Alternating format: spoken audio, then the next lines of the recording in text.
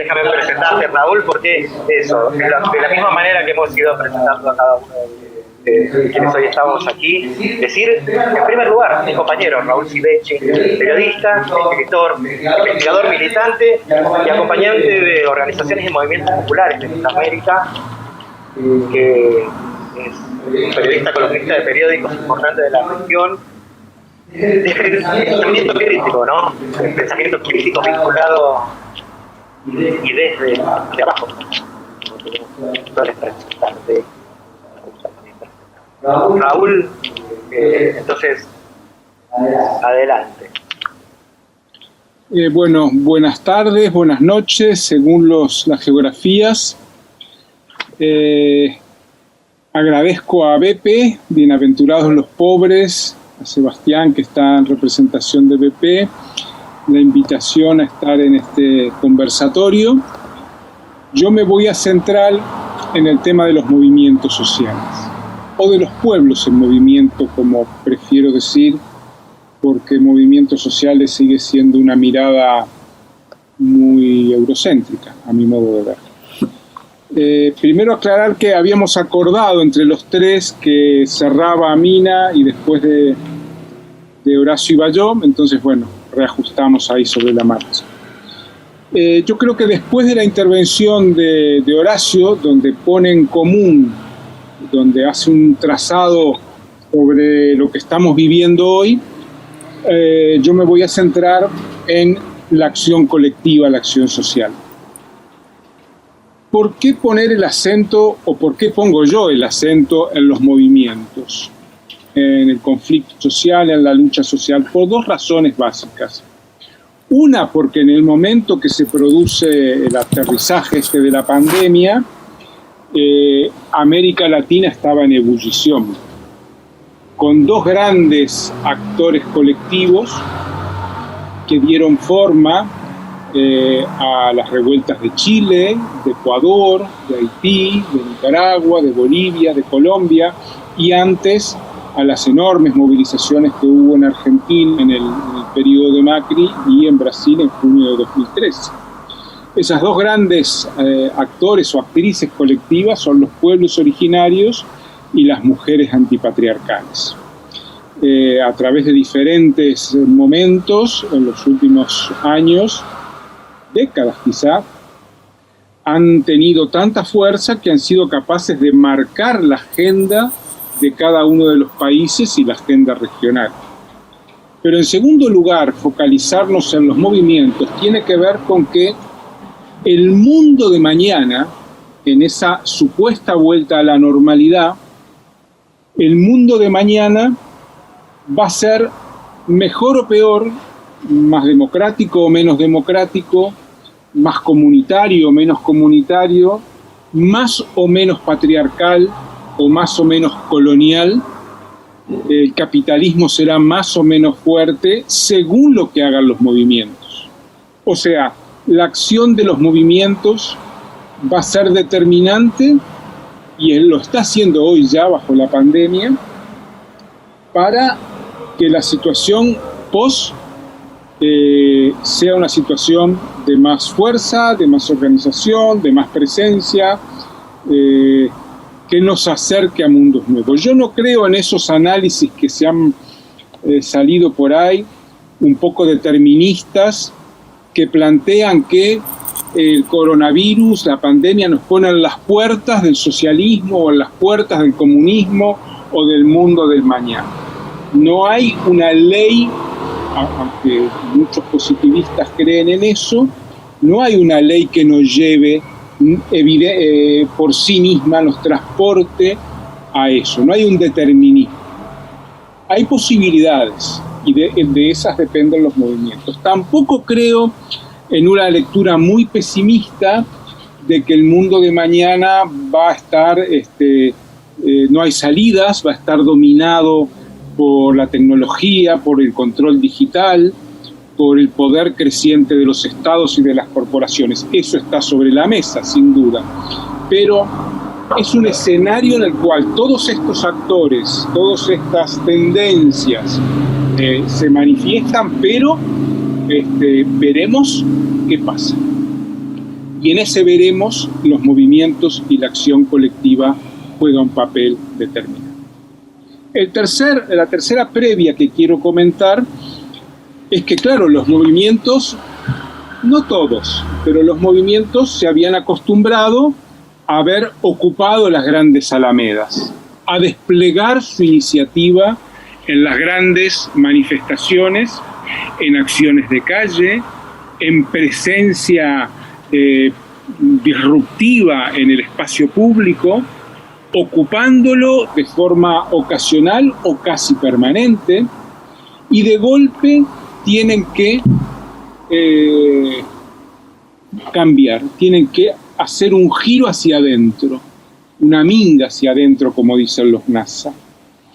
Entonces esto me parece que es importante porque nos coloca a los movimientos en una situación nueva, en una situación nada sencilla, en la cual la caja de herramientas con la que se habían utilizado hasta ahora, bueno, algunas de esas herramientas hoy están como secuestradas por la ley y el orden, por las fuerzas represivas y los estados.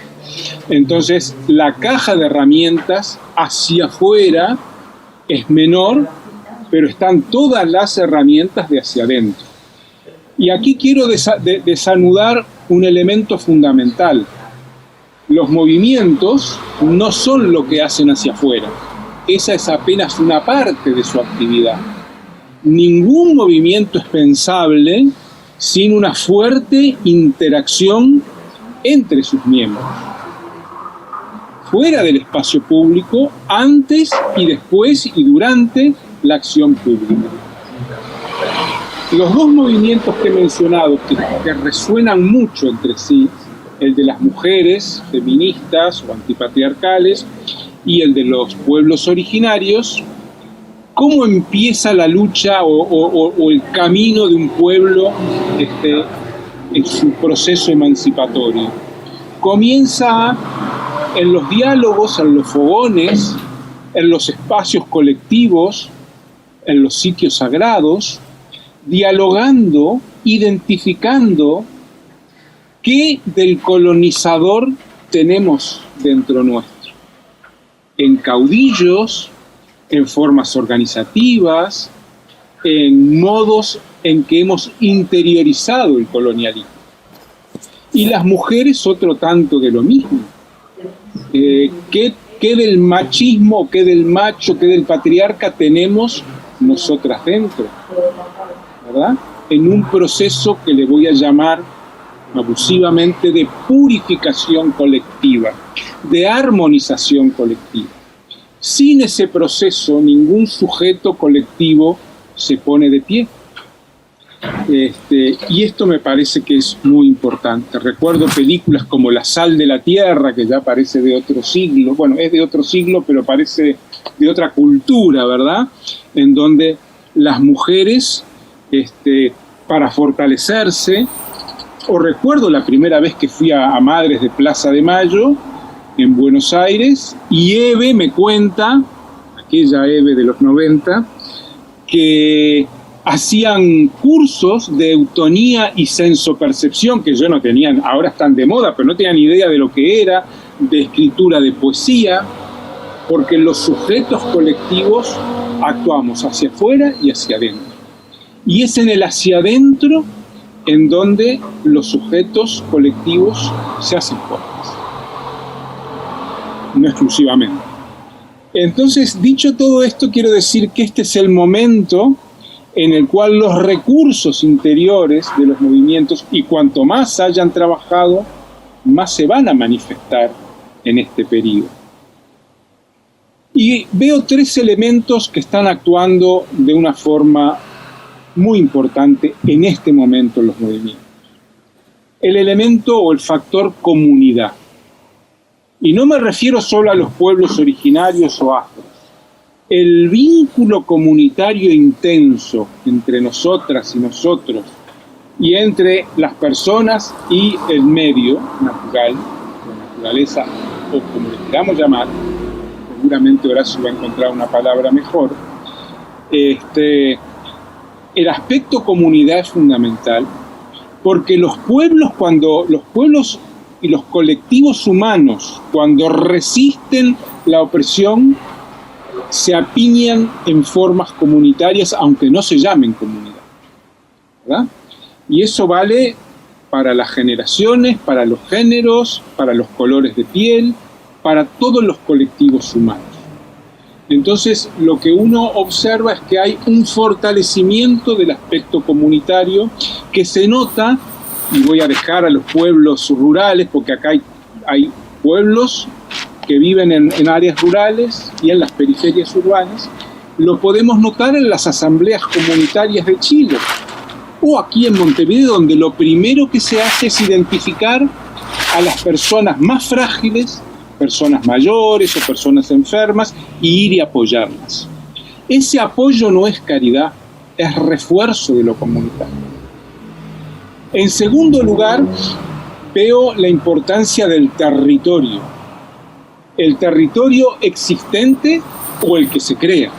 Porque en este momento en Montevideo se han tomado 50 hectáreas, es la toma urbana más grande de la historia del Uruguay, donde hay 1000 familias construyendo viviendas, y en Temuco y en montón de lugares, en Popayán, en las afueras de Popayán, creando nuevas huertas urbanas. Entonces el territorio es fundamental, y por supuesto los pueblos que ya habían trabajado territorio hoy tienen varios peldaños subidos.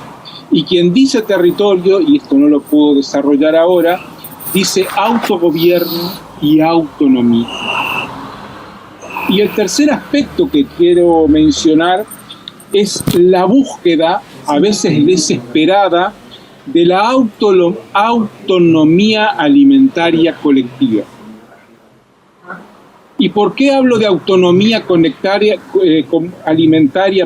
y no de soberanía alimentaria?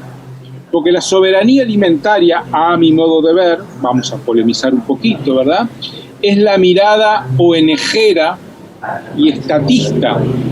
Son los movimientos que se focalizan en la demanda del Estado los que crean el concepto de soberanía alimentaria, y yo creo que es fundamental trabajar la autonomía alimentaria como sujetos colectivos territorializados que vivimos o que buscamos vivir en común.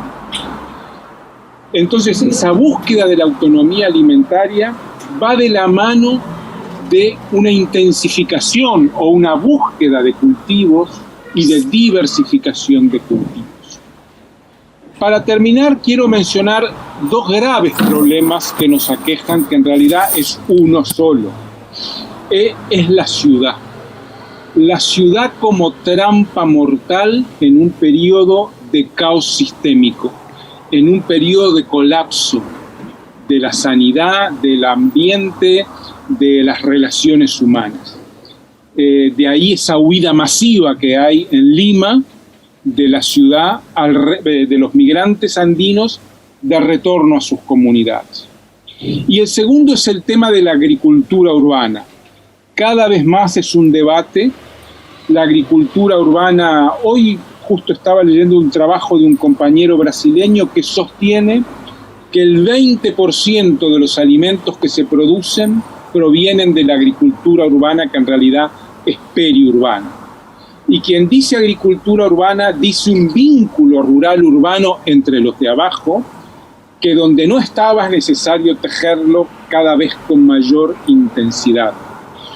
Porque me parece que si trabajamos en el sentido de crear espacios y colectivos de autonomía bajo la pandemia, bajo el colapso, es imprescindible trabajar la dimensión alimentaria como una de las principales. Y de hecho, en Uruguay tenemos unas 500, tal vez 600 ollas comunitarias. Hay localidades donde las ollas comunitarias, sin recursos del Estado, alimentan 4 y 5 veces más personas que las bolsas del Estado. Y esto no es menor. Y finalmente, estos movimientos y estos espacios y vínculos están tejidos en todas partes, entretejidos por dos fundamentales tensiones, que es la tensión antipatriarcal y la tensión anticolonial. La tensión emancipatoria feminista y la tensión emancipatoria de los pueblos colonizados, de los pueblos racializados. Esas dos tensiones están presentes de una forma fundamental en todos estos espacios. Están presentes en las guardias indígenas del Cauca, por ejemplo, en esos 7.000 guardias que protegen, que cuidan la entrada y salida de los resguardos territorios NASA, una parte fundamental de las cuales son mujeres. Están en las ferias de trueque, están en los espacios de salud, y es allí donde se anudan estas dos tensiones emancipatorias fundamentales de este periodo antipatriarcal y anticolonial, que son las que nos abren, los que nos permiten soñar en que el mundo post pandemia sea un poco más justo, un poco menos capitalista y un poco más abierto y democrático a una sociedad que es con la que venimos soñando desde hace mucho tiempo. Gracias. Muchas gracias, Raúl. Gracias por este compartir, por estos disparadores a pensar. Y digo, esto de el mundo de mañana depende mucho de lo que, y sobre eso tenemos que seguir dialogando. Sobre eso tenemos que seguir poniendo en cuestión desde los movimientos y las organizaciones nuestros lugares, nuestras ideas, nuestras búsquedas y nuestros caminos.